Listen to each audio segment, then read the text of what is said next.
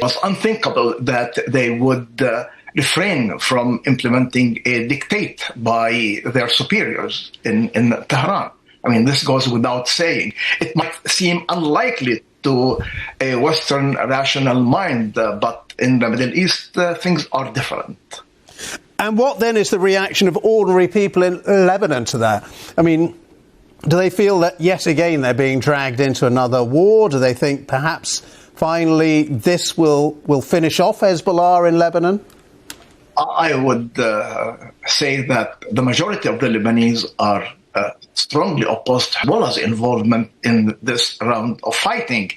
They think Hezbollah has brought nothing but devastation to the country over the past few years. Now, even among Lebanese Shiites, whose opposition to Hezbollah is muted, many of them think that this war was uncalled for, and Hezbollah's involvement in it would further increase their misery. Hundreds of thousands of Southerners have moved from their locations in South Lebanon and the southern suburbs of Beirut, seeking refuge in schools, and many of them are sleeping in the open air in cold winter. So, okay. I mean, they're in a position, but it is muted. All right. Well, very good to talk to you. Thank you so much indeed. Hilal Khashan there, Professor of Political Science at the American University of Beirut. You're watching BBC News.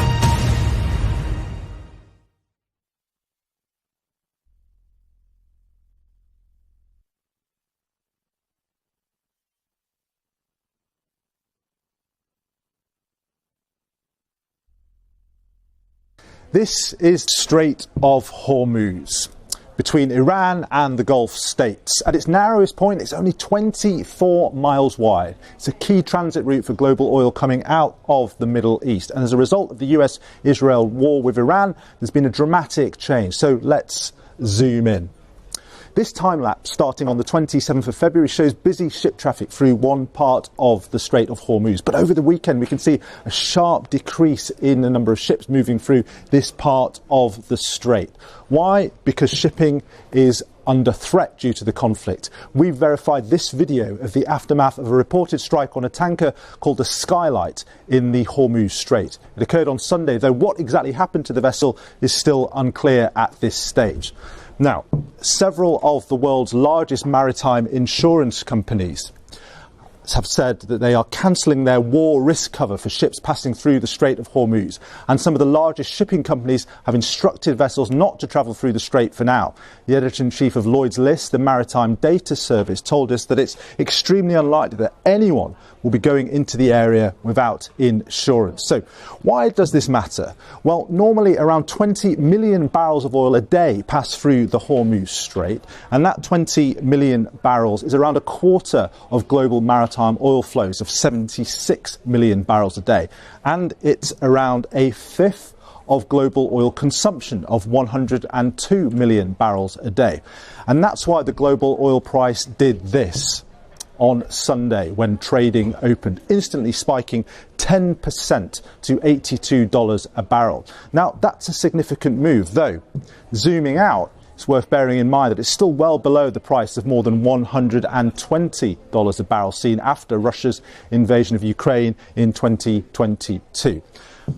Nevertheless, a sustained global oil price spike could push up global inflation, particularly through the impact on petrol prices, and also hold back global economic growth.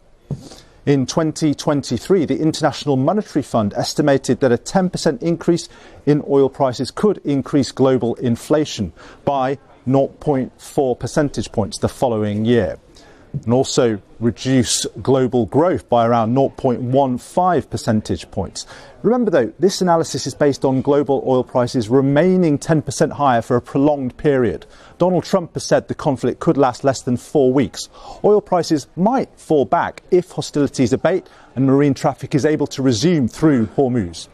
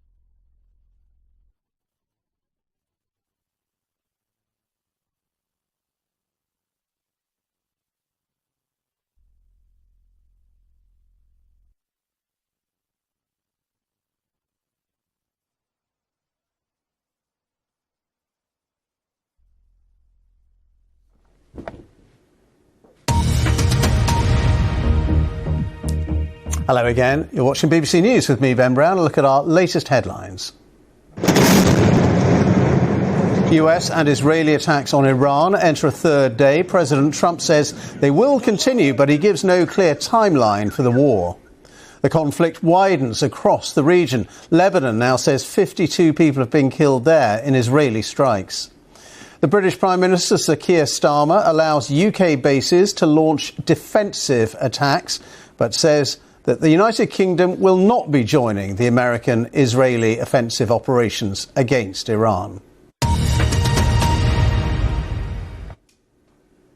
Well, now it is time to talk politics.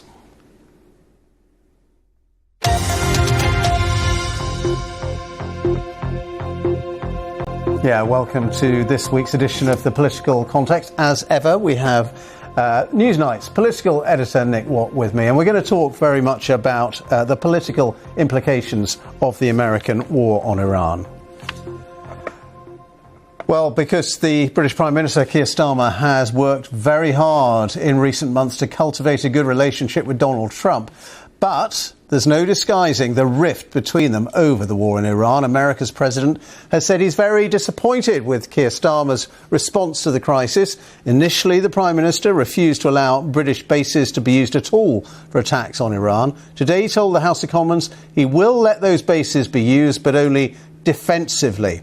Well, despite Mr. Trump's sharp words of criticism, Keir Starmer said it was his duty to judge what is in Britain's national interest. So, plenty to discuss with Nick, but let's start with what we heard today from the Prime Minister. This government does not believe in regime change from the skies, and I thank him for his question. The lessons of history have taught us that it is important when we make decisions like this that we establish there is a lawful basis for what the United Kingdom is doing. That is one of the lessons from Iraq. And that there's a viable, thought-through plan with an objective that can be achieved or has a viable prospect of being achieved. That is the principles that I applied to the decisions that I made over the weekend. They're the principles I applied to the decision not to get involved in the offensive strikes of the US and Israel. They're also the principles I applied separately to the separate decision and a separate request from the US to be able to take defensive action. Keir Starmer there, well, responding to the Prime Minister's statement, the opposition leader, Kemi Badenoch, said the Conservative Party backs what she called necessary action taken by the United States. She accused the British government of providing no such clarity.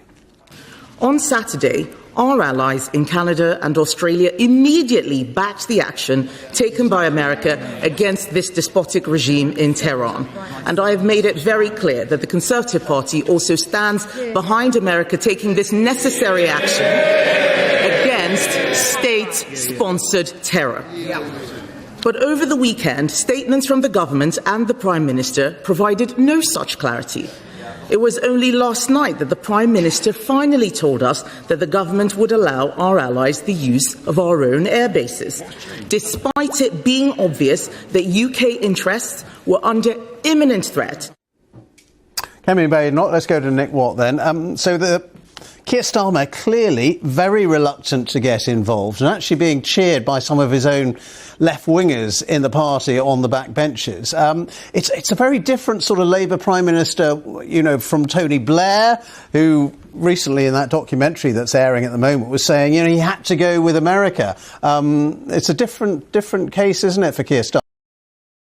He doesn't see it like that. Yeah, I mean, it's not Tony Blair. And as you say in that documentary on Channel 4, it does remind us that Tony Blair was in Congress for the speech by George W. Bush just after 9/11 and said, "We stand with you." And yes, stood with them in the Iraq war with all the political consequences that went with that. Very different from Keir Starmer, interested from the Prime Minister saying you can't do